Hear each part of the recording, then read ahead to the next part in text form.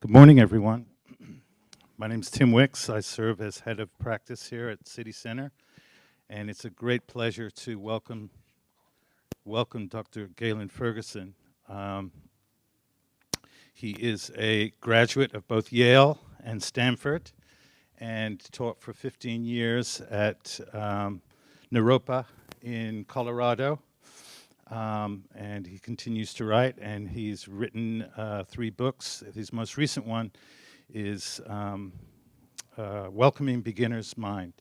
And it's the book that we're using for our practice period right now, which has just started. And this afternoon there will be a workshop where we will be looking at what exactly it is that beginner's mind means. This is Beginner's Mind Temple, the temple that was started by Suzuki Roshi, the author of the book Zen Mind, Beginner's Mind. So without further ado, thank you very much, Dr. Ferguson. Please continue.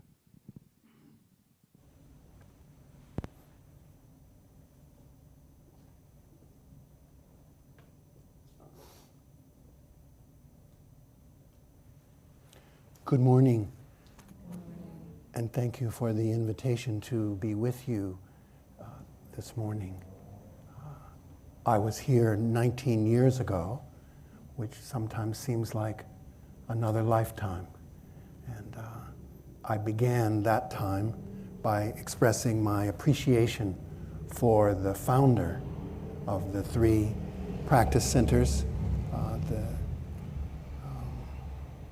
abbot of Zen Center, it says here, San Francisco and Tassajara, Shunryu Suzuki Roshi, who was a great inspiration to my own teacher, Chogyam Trungpa Rinpoche. They met in 1970, which was the first year that Trungpa Rinpoche was in North America. And then he visited Tassajara and then City Center as well. And when I say that we, and I'm speaking for my community, my Sangha, that we are grateful to Suzuki Roshi, it's very practical. It's not just a vague emotional this or that. It's that literally the way we were trained was influenced by how Roshi had been training his students and continued training his students. So the first group meditation training that I did of a month was sitting and walking meditation from 7 in the morning until 9 at night. And this was clearly inspired by what's done at a sesshin. And then eventually in our community, Kobenchino Roshi introduced oryoki to us, and that continues to this day, that in our long practice periods we eat oryoki style. And there are other things, our way of doing walking meditation.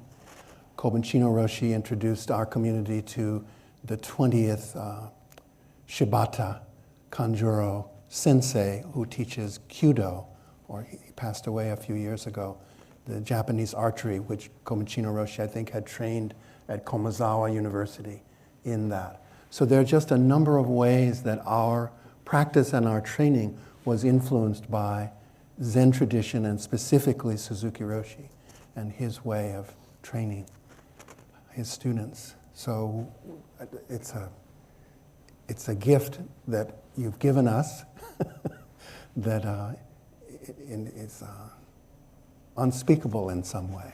Like literally, you included us in the family of the Mahayana way of the Buddha and the way of the Bodhisattva.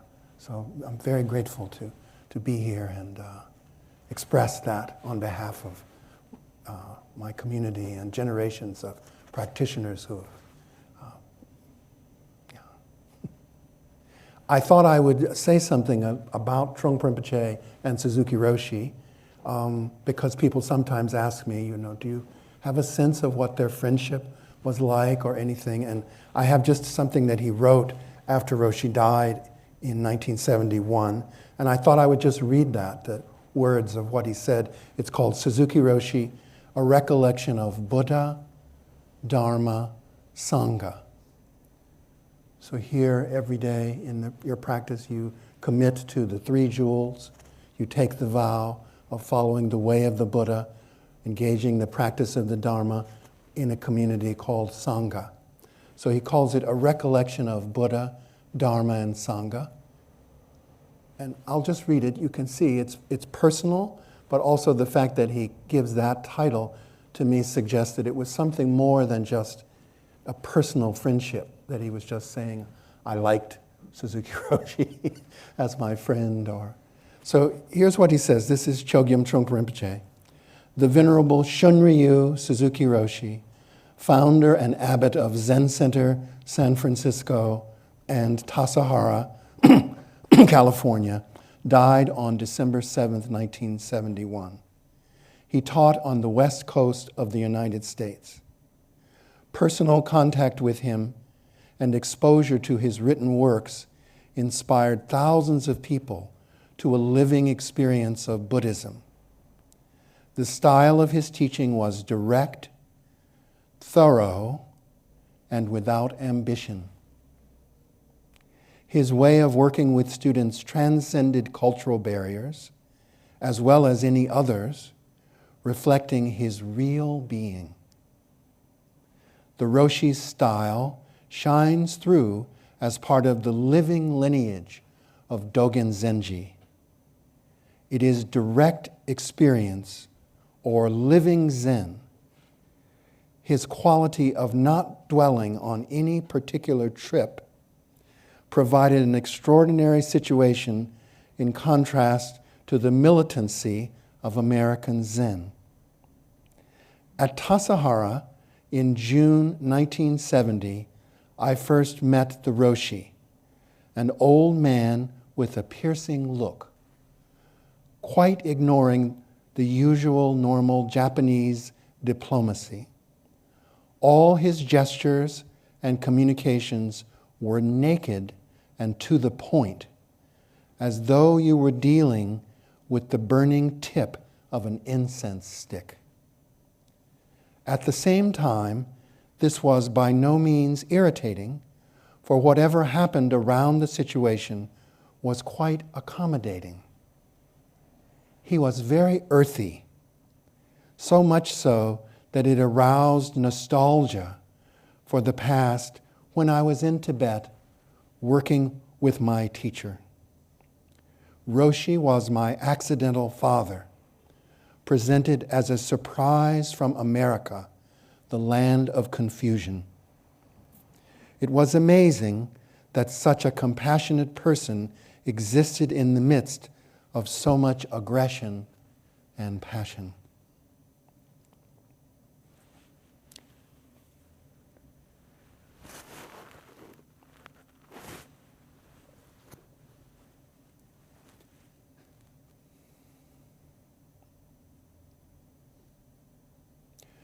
I thought to talk some about some of the words that are important both in this tradition and in the tradition that I'm trained in.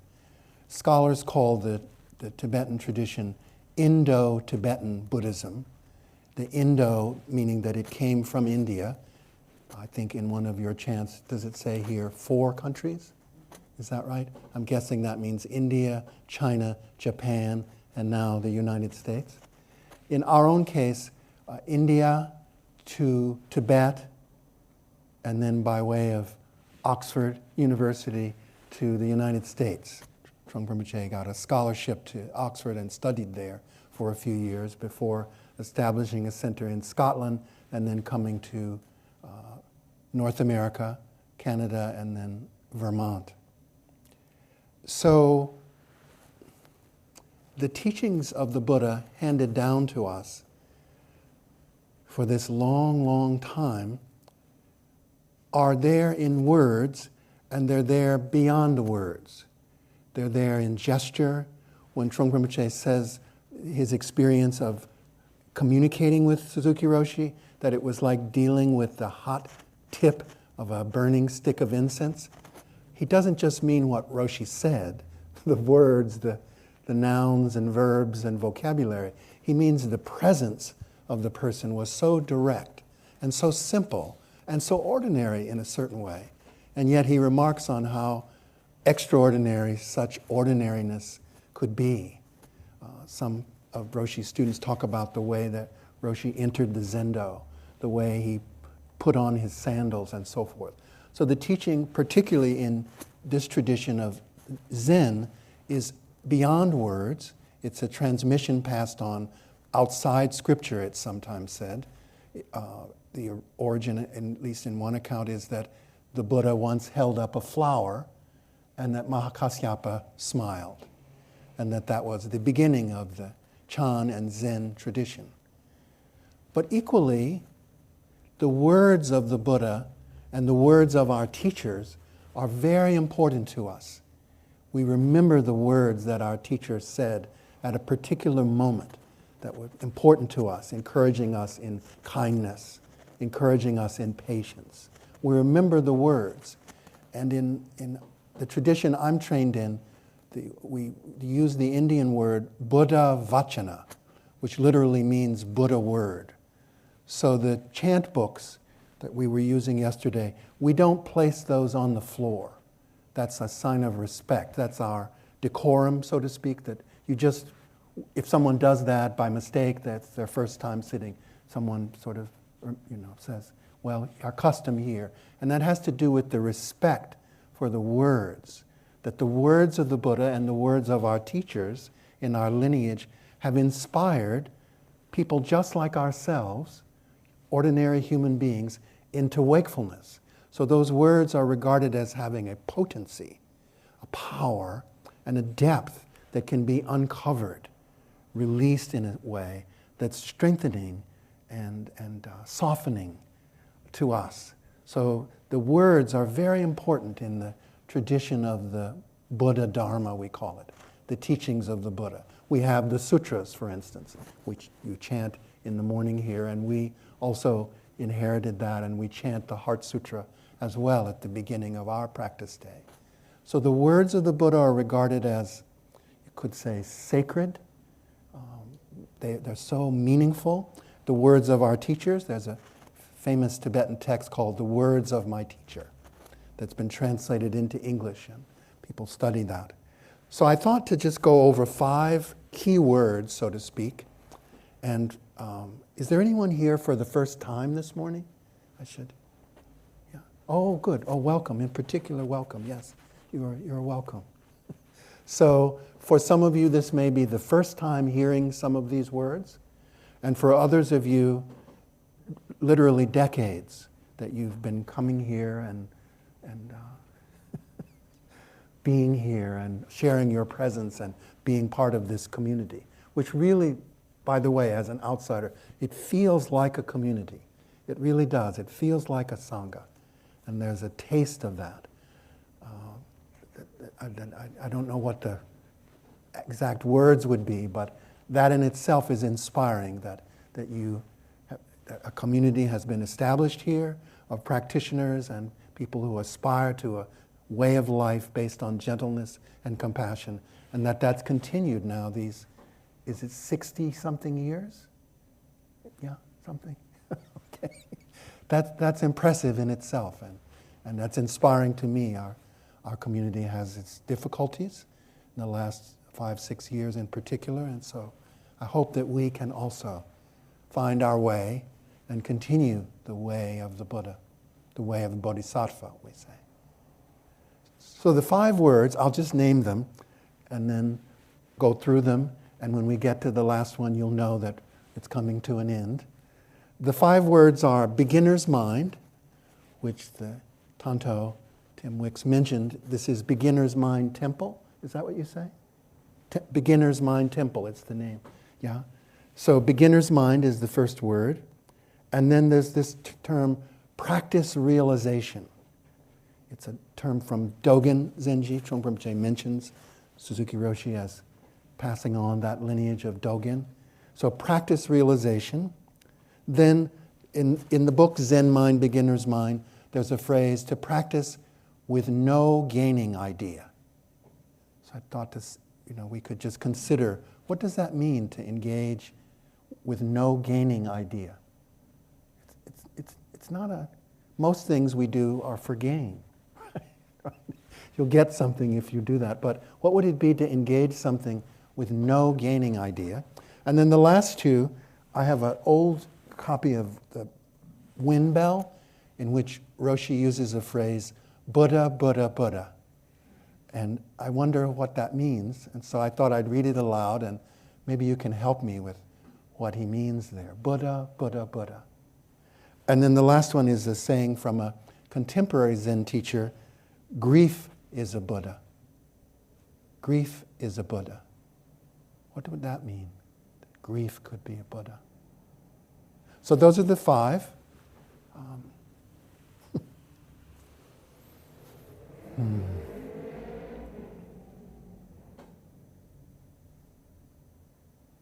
Beginner's mind, which sometimes gets talked about as though it literally means the mind that you had when you were beginning to sit meditation, let's say, to sit zazen, whenever that was, a few months ago, a few years ago, a few decades ago. But it doesn't seem like it really literally means that you could go back, or that you're trying to go back to something that was there when you were, quote, literally a beginner. That to me seems to go against the Buddha's teaching of impermanence, which is one of the most important teachings of the Buddha, yes, that everything changes. Everything that is born, we who are born, will die. That's the nature of where we are, impermanence. So to try and go back to and find, oh, when I was a beginner, I'm going to roll the tape back and somehow, that doesn't seem to me what that means, is that it is trying to go against time and return to something in the past. I once heard a somewhat well-known meditation teacher. I lived across the bay in Oakland when I was in graduate school, and the teacher admitted to a group that they didn't want to buy a book called Zen Mind, Beginner's Mind, because they didn't want to be a beginner. So there's that slight sense that, oh, beginners, that's not quite as good as not beginner, or older or elder or whatever. And admittedly, there are all those, but I don't think it means something that's less than, right? The phrase is, in the beginner's mind, there are many possibilities. In the expert mind, there are few. So we're not talking about something that has a beginning, a mind with a beginning, a middle mind, and an end mind. That's the expert version. We're talking about some quality of mind and of being that in the Tibetan tradition we would say is without beginning and without end. So I thought that's what I would do with each of the terms. They're all terms from the Zen tradition. And I thought that as your guest, maybe I would say how in the tradition I'm trained in, what we would say about that. Sort of like when you ring one gong and then there's another gong that answers. I thought I would ring the gong from the Indo-Tibetan way. So our phrase would be, there is a wisdom that is without beginning and without end. It doesn't start and then grow up, teenager, adolescent, young adult, and then aging and die. It's not like that. In a sense, it's always fresh.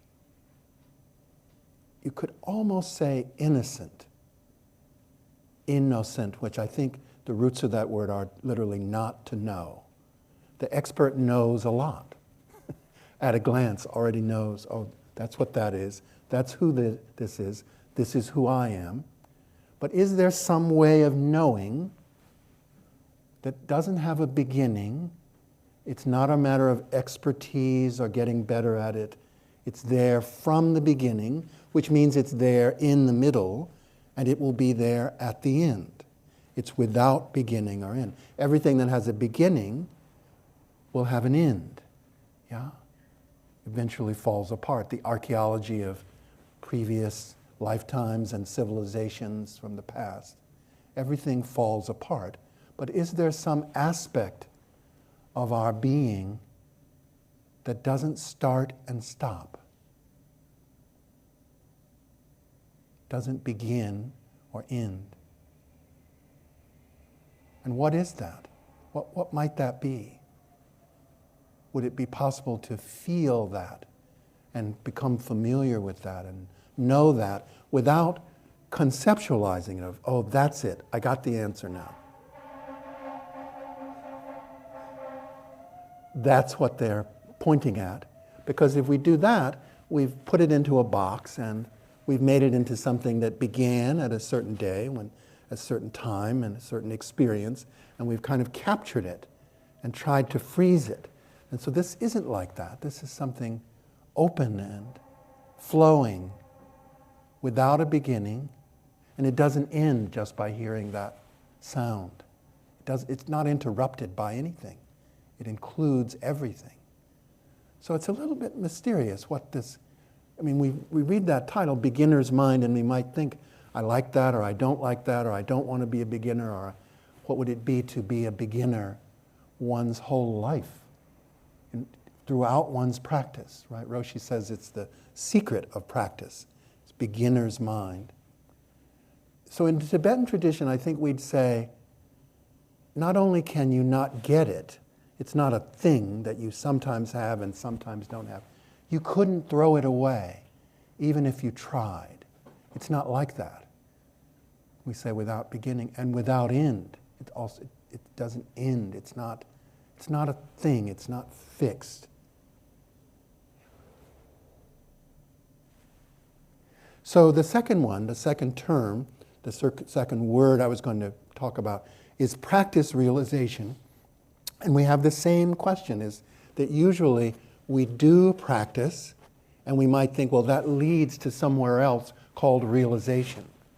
But the phrase from Dogen, practice realization, is that when we engage a practice, it's not that it leads to something else, it's that that engagement with practice, at that very moment of engagement, is realization. So realization isn't later, like a carrot that's, pulling a donkey to get somewhere else. Realization is in this practice, to engage the practice here, to engage the practice in our everyday life. That is what we're calling realization in this very moment. Suzuki Roshi says at the beginning of the book Zen Mind, it is wisdom which is seeking wisdom. So that's the same as the without beginning or end.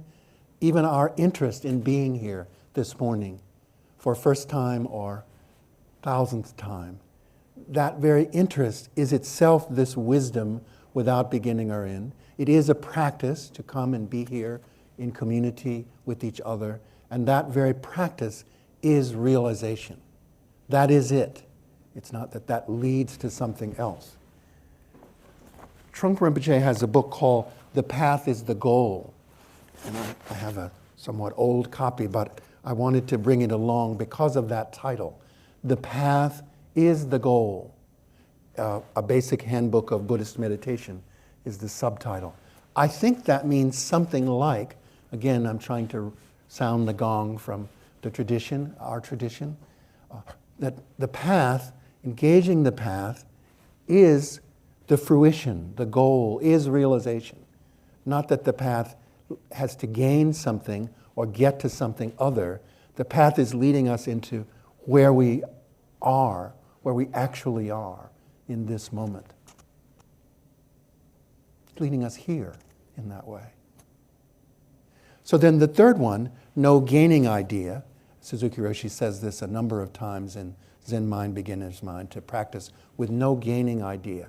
He says later teachers have sometimes emphasized a particular stage, like in the ox herding pictures. Oh, I'm trying to get to 5 or 7 or whatever. But he said this is actually a misunderstanding. It's not about gaining something special later. So to sit, to practice, to serve, to offer, to be generous, to be patient, without the idea that, oh, I will get something from this. I'll get some likes, or I'll get some approval, or I'll acquire something. If this wisdom is without beginning or end, if practice and engaging is realization, then there's no need to get something not here.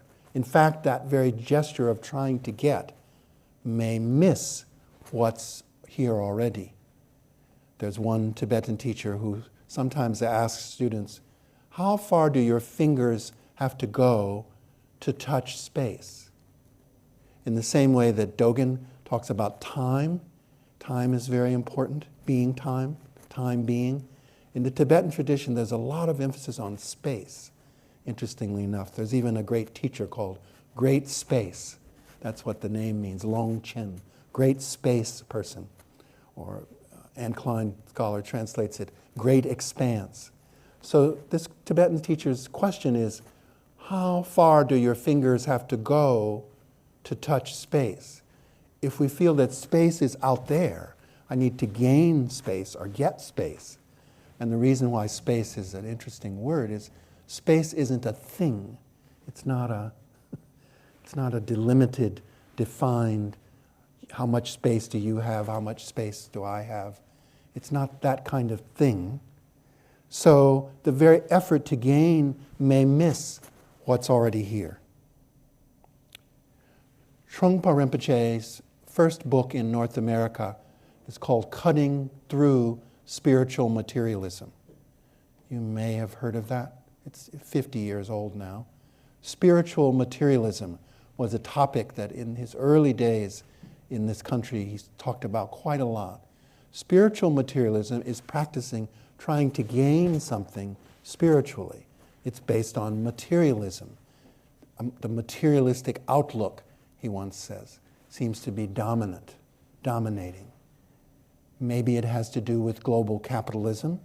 Maybe it has to do with all kinds of things, but there's this sense that something is missing, there's a lack, and if I get something or do something, add something, then that lack will be filled. But the thing about that habit of looking outside ourselves, or even looking for a particular experience inside ourselves, is that habit is endless. That could just go on, right? Because if we get one of those, then we need two, then there's an upgrade, iPhone, whatever.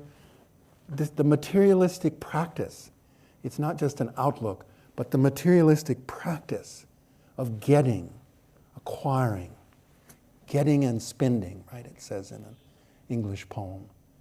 Getting, always trying to get something more, else, other. This in itself is suffering, yeah? Just that constant anxiety and how will I get another. So to sit with no gaining idea, it's such a liberating offer. It's really literally offering us a kind of freedom. That, just to let be as it is, as we are. That in itself is an openness, is a freedom, is a fullness. That there's nothing that we could get that will, compare to that.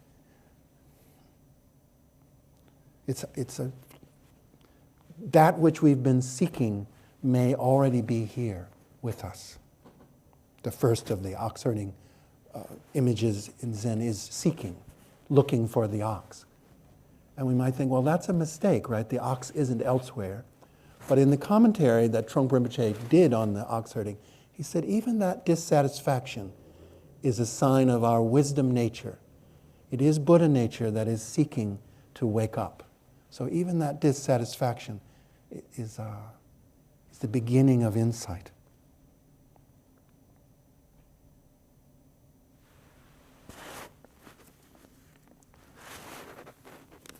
I want to read from Suzuki Roshi for the fourth one, Buddha, Buddha, Buddha. It's a very old copy of a magazine called Windbell. Are there still? No more. No more, impermanence, huh? This says, Lecture by Shunryu Suzuki Roshi. Following lecture was given at Zen Mountain Center in July 1968.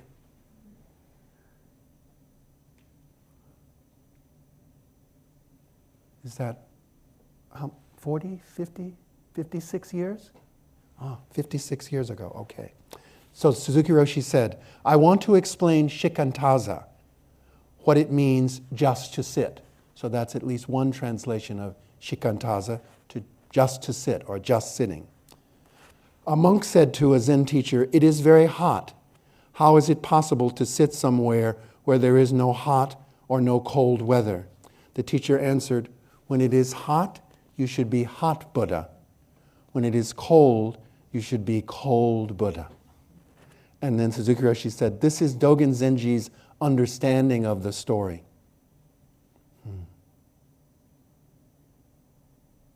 Dogen was very direct when he said, when it is hot, you should be hot Buddha. When it is cold, you should be cold Buddha. That is what shikantaza, just to sit, means. And here comes the phrase. When your practice is not good, you are poor Buddha. When your practice is good, you are good Buddha. And poor and good are Buddhas themselves. Poor is Buddha, and good is Buddha, and you are Buddha also. Whatever you think or say, every word becomes Buddha. I am Buddha. I is Buddha, and am is Buddha, and Buddha is Buddha. Buddha, Buddha, Buddha, Buddha. Whatever you say.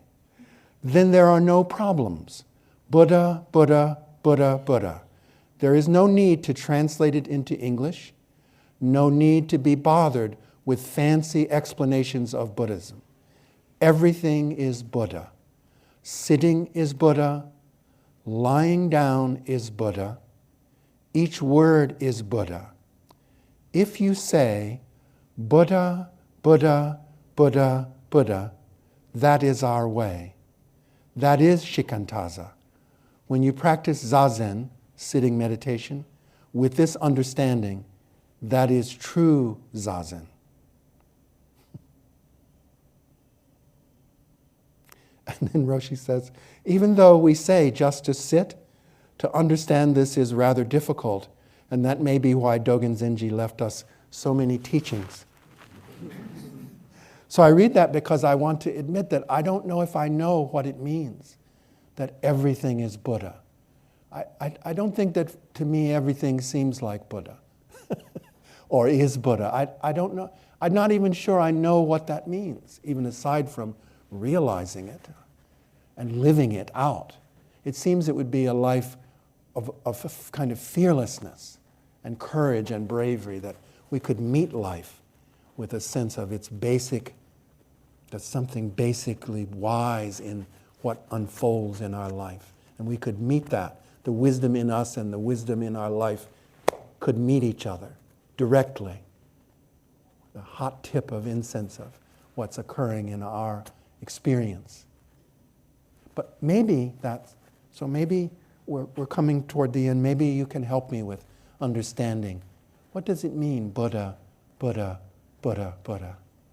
Roshi says there's no need for fancy explanations, but I'll take even a simple explanation. Whatever you could offer, I'm trying to understand that because I have a sense that it's important. In the Indo-Tibetan tradition that Trungpa Rinpoche transmitted to us, they speak of what's called sacred world. Sacred world, that the world is inherently and basically sacred. And that to see that, they call sacred outlook. So sacred outlook sees sacred world. I suppose that's the world without so much of our opinions and judgments and concepts about. Again, maybe a kind of basic innocence, just to direct this moment. Maybe that. Maybe. I don't know. I'm not sure. An all-pervasive sacredness, sacred outlook, sacred world.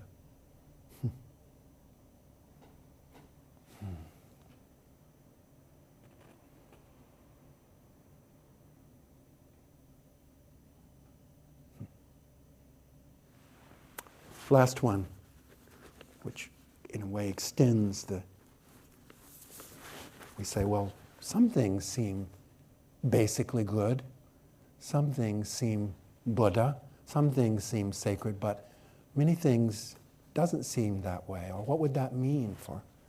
So there's this passage in something by a contemporary Zen teacher who says, grief is a Buddha, not something to learn lessons from, but the way it is sometimes, the spirit and body of a season in the world, a season of the heart-mind.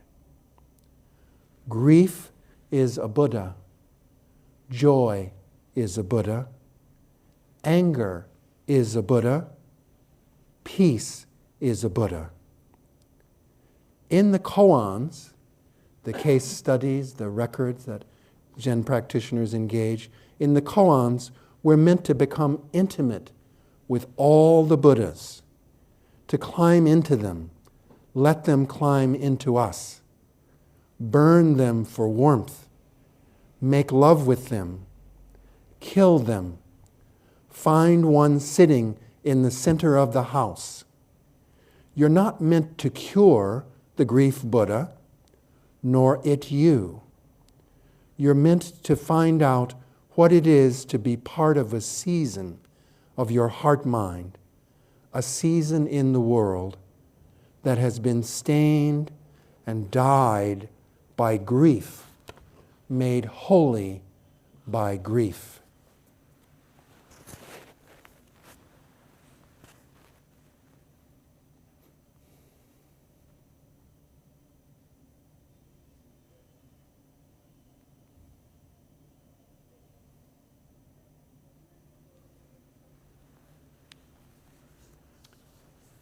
I will end there. Do we chant now, or we stand and stretch? Thank you for reminding me. Do we not? It is permit. Please stand and stretch. Okay. Those of you who want to. Then we'll have questions and answers. We'll at least have some questions. We'll have questions.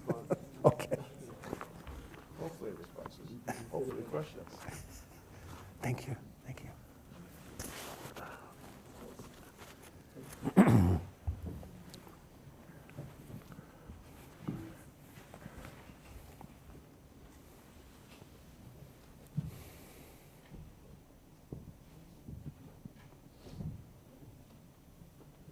So we will have between 20 and 25 minutes for questions and answers. If you have a question, please raise your hand and I can bring the microphone over to you.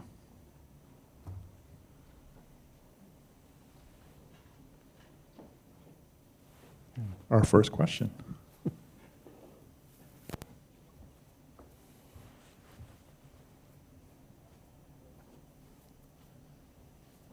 Thank you for being brave. Hi. Hello. Good morning. Thank you. I'm curious about your confusion around the Buddha, Buddha, Buddha, Buddha, because I think to me I'm just a beginner, a literal beginner, and to me it seems pretty straightforward that because everything's Buddha, so you know you could just hold Buddha with everything because Buddha is everything. Yeah. So I'm just curious to learn what your complex confusion is about that. Maybe that's it. Thank Maybe you. I make it too complicated. Maybe you put your finger right on it. Is that I start thinking about it, and my monkey mind starts trying to understand. How could everything be Buddha? But you seem to. You said it seems straightforward to you. It's just to me, if that's the assumption, then that is the truth, right? It's the truth, huh? And do you have experience of that truth? Some of the time, all of the time? I could see how that works. Okay. Yeah, good. That's very good. I thank you. Thank Yeah. I sometimes I feel that way. I can see how, I think I see what the finger is pointing toward. And then other times it's cloudy, honestly. I'm not sure what. because let's talk a little bit more, if you're willing. What would it mean to relate to? That's an early Trungpa Rinpoche phrase. People would come in and say, Rinpoche, what about? And he'd say, relate to it. Like a difficulty in their relationship, let's say, marriage, spouse, partner, whatever. He'd say, relate to it. Or something going on in their own practice, upheavals, and he'd say, relate to it. Meaning not turn away from it or try to get over it or to the good part or something. Relate to it, whatever. So what would it mean to relate to our lives and the beings in our lives that we love and care for, and the beings that we are afraid of what will happen if, right? What would it mean to relate to that as, That everything is Buddha? Yeah, that's it, that question. So now we've got a question. Thank you so much. We've got a question. What would that mean? Can you say what for you that would mean?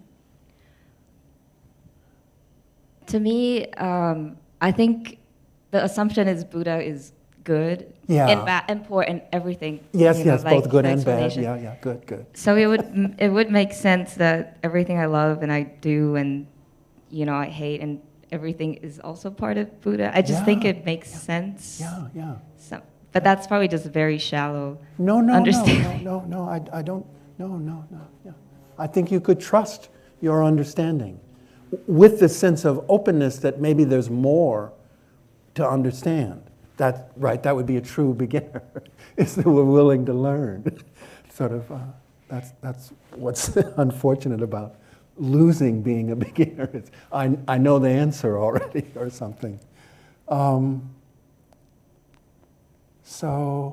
But again, we're looking at not just getting the idea, the concept, but what would it mean, in the midst of difficulty, whatever that might be, emotional difficulty, political difficulty, right? What would that mean to relate to? What would that? Do we have a clue about that? Yeah, I was wondering if I was being too submissive to the Buddha. Right, the authorities of the ancestors of the past, Dogen and Roshi, whoever, they must have been right. If that's the assumption. Yeah. So maybe let's say they were right, but still what they want is for us to experience that, not just take it on like a matter of blind faith, as people call, right? Like, I believe you must know. Like what in our own experience is that? To find that. Like that would be true faith, right? Yeah. Thank you. Thank you. Roshi says in a wind bell, I think it's in the collection that Dairyu Michael Winger edited.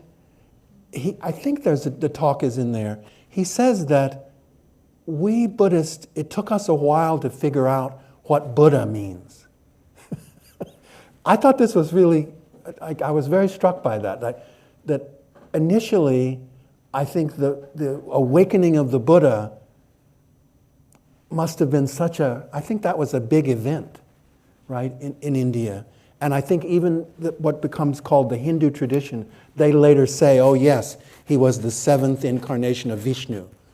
Thank you very much. So sort of they acknowledge that something spiritually powerful happened with the Buddha, Gautama, Shakyamuni. So then that very brilliance of that may have made it seem like, Buddha means that person. Do you see what I mean? Like exclusively. That's the Buddha. Like, right? Found one. Let's let's hang on. And of course that's missing what the Buddha was pointing at, which is that our own nature, our own wisdom nature, it's not exclusive or limited or narrow, very few, but as you said, quite broad. What would it mean that everything, Buddha, Buddha, Buddha, Buddha? So I don't know, it was very helpful to me to read Roshi saying, it took us a while to understand that Buddha means, sure, that human being, but it also means Mount Tamalpais. It also means the Pacific Ocean. It also means my neighbor, who plays their music too loud when I'm trying to sleep. It means all of that. It means, and this is when he's giving talks on what's called the Lotus Sutra, the Mahayana teaching about what's called the three bodies of Buddha. There's the human being body, and then there's an energetic body, and then there's the body that's wisdom itself. That wisdom is the Buddha. So it was part of that, of kind of over a few centuries, people entering the Buddha way come to you could say, a larger understanding of the meaning of Buddha. So Suzuki Roshi talked about big mind, right? So it's kind of like that. Oh, big mind, not, yeah. Anyway, thank you so much for, yeah. Wow, a lot of hands.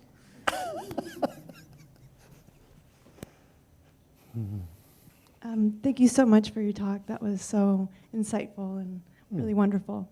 I recently was sitting with a quote by Dogen, which reminded me of Buddha, Buddha, Buddha. What's the quote from Dogen? Yes, here we go. Face after face is Buddha's face. Yes. And I really love that. It really just opens up so much. And I've heard teachers say that everything is expressing its awakening. Yes. And so why don't we join in? Beautiful. And so that's something that kind of, it sparked that. Yes. I mean, could you say the Dogen again? Face after face is Buddha's face. Face after face is Buddha's. And there's a koan, isn't there? Sun-faced Buddha, moon-faced Buddha. Similar to, yeah. Thank you so much. Thank you. Yeah. So those terms, beginner's mind, practice realization, you had heard those before? Yes. They're pretty familiar, huh? Yeah. I mean, it's always like the first time, right? Because I forget about it, and then it comes in and it comes out. And Yeah, thank you so much that I forget it because it's different than the conventional concept. The conventional concept is it's worth doing because of what I'll gain. I once was teaching mindfulness awareness in a weekend in Davis. Is that near Sacramento, right? UC Davis. And there was a person present who was a professor in the business school. And I said something about no gaining idea. And he said, that makes no sense whatsoever. Why would anybody do anything if they didn't think there was going to be cost, benefit, gain, logic? You know, economics is rational. And I didn't know what to say in a way. Like, oh, it's true. It's a very different way of approaching, right?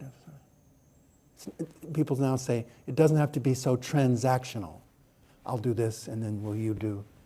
It could be more generous than that. Just give.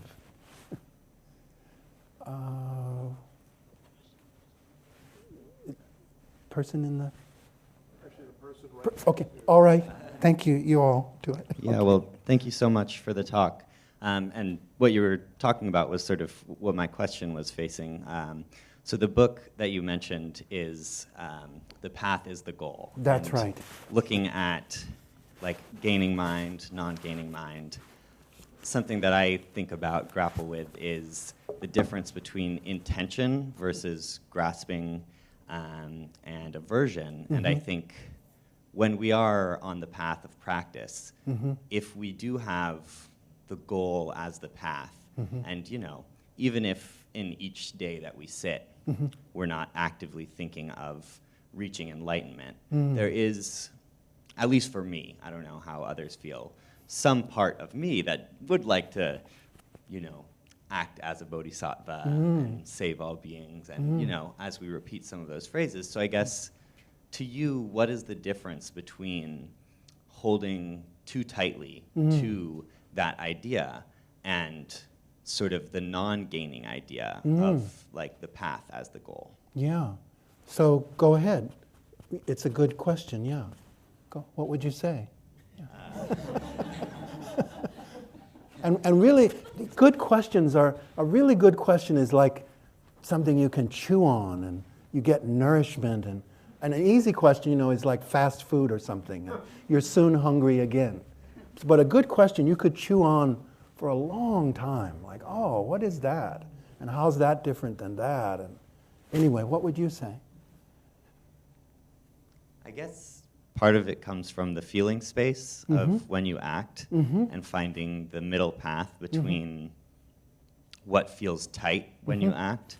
So if your intention comes from a self-serving place, at least for me, I can feel that, Yes. right? Yes. And I don't think there's any like 100% unselfish or selfish action. I think everything that we do comes from within, and thus when we help others, we help ourselves because there is no self. There's Right, like right. interconnected beings. So I guess, yeah, I don't know. I think that's why it's challenging to say, why am I doing this? Do you do walking meditation ever, Kinhin? Have you done that? Not regularly. I have done kinhin. Yeah, but yeah. Not So when you do it, do you ever just walk? You know what I mean? Without thinking, oh, I'm going to get to the other side of the room, or how's this walking compared to last time? Or you just walk, yeah? So maybe it could be like that, just simple in a way. The person in the back was saying, oh, without making it so complicated, maybe just, there it is. Like, just when we walk, just walk. I don't know. Sometimes that seems available to us, and sometimes it doesn't. That's my experience sometimes. That simplicity, it seems, it's the most obvious thing in a certain way, right? It's the obvious. Walk, walk, sit, sit, eat, eat. And yet it can seem elusive at moments. Good luck. Thank you. Questions here?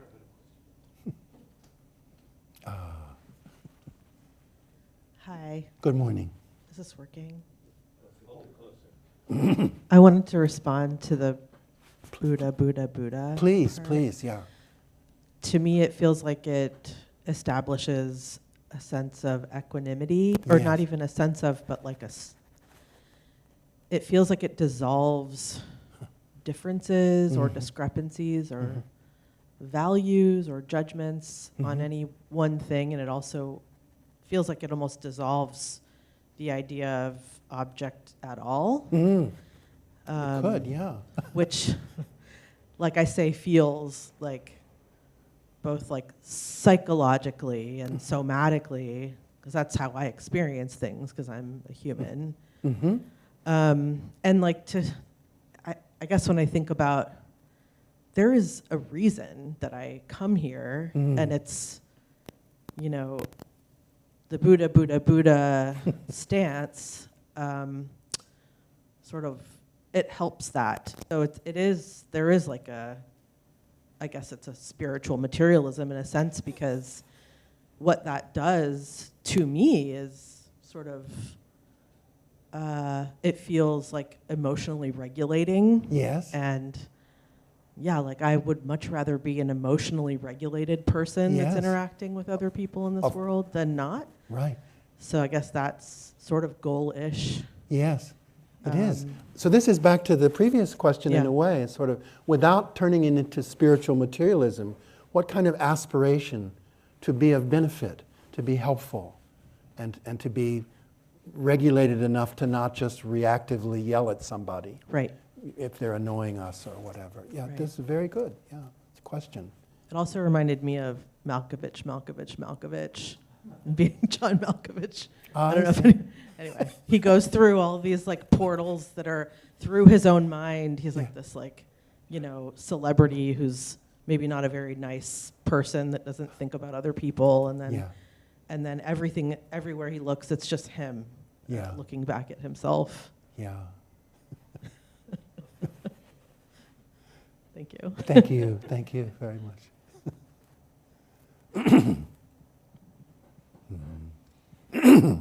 We have an online question. This question comes to us from Heiko.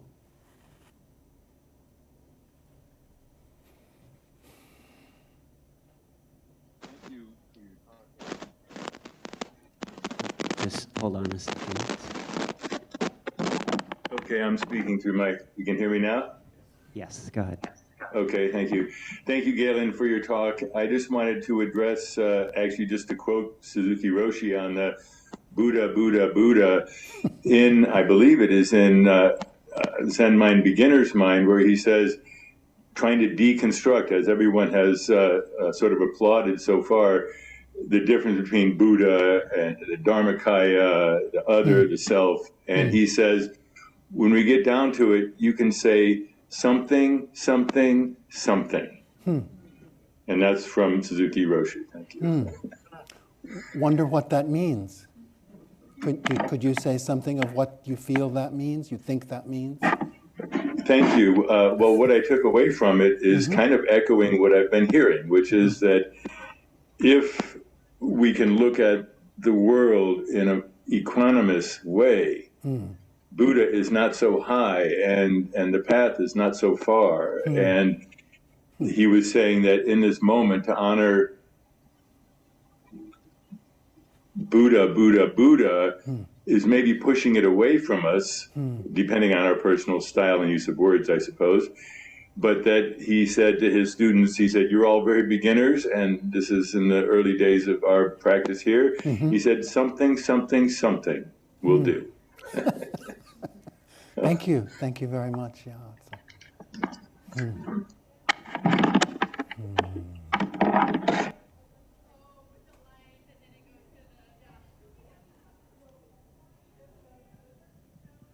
We have time for one more question.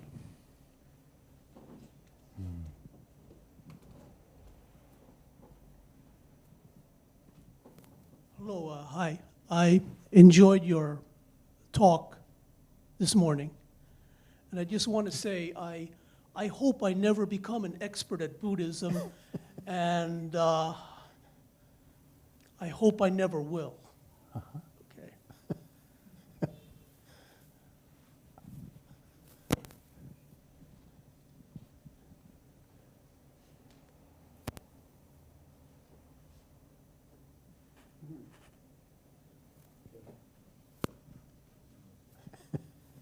Okay, one more. Thank you so much. Thank you. I'm still struggling with the no gaining. Yes, yeah. Yeah. It is quite, yeah. And I did like the phrasing you used, that it's kind of like having a courage to face the world as is and just showing up to it. And care for it, right? Yeah. That story in Chadwick's collection, Zen is right here, Zen is right now. Someone has an enlightenment experience and they come in and they see Roshi and he says, good, now you must care for this, and now you must care for this, and now you must care for this, and like care for everything.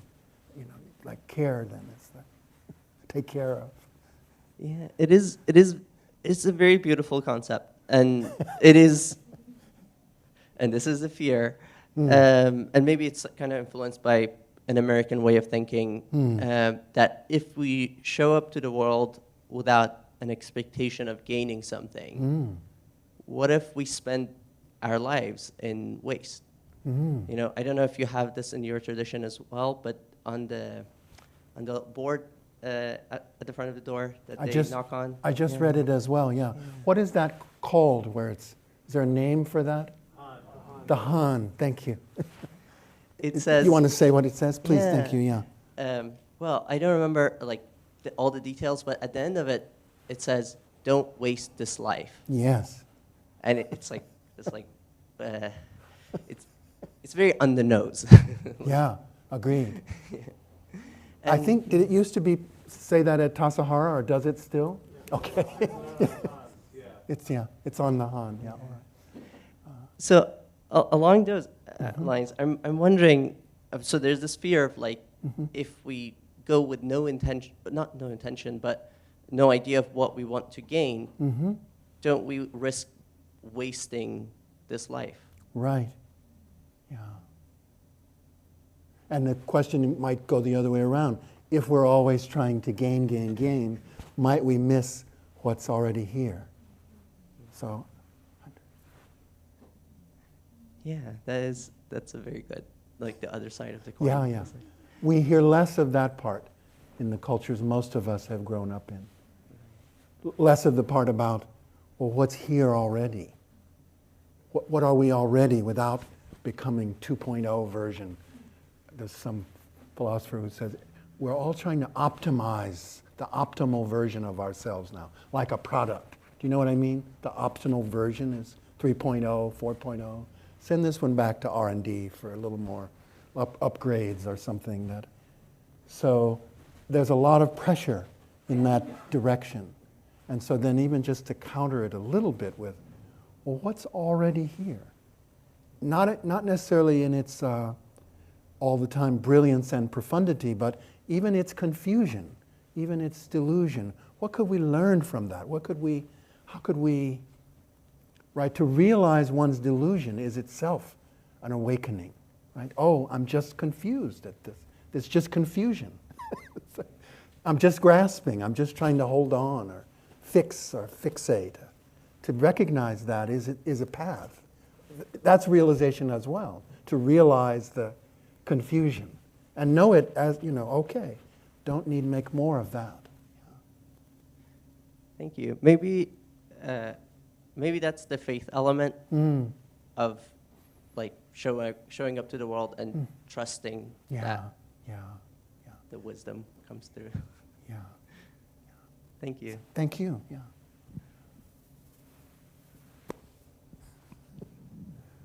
Our time here is limited. Okay. I'm sure there are many more questions. And as Tim had mentioned in the beginning, Dr. Ferguson will be doing a workshop this afternoon. So in a few moments, I will tell you more about that workshop. Thank you. Thank you, Dr. Ferguson.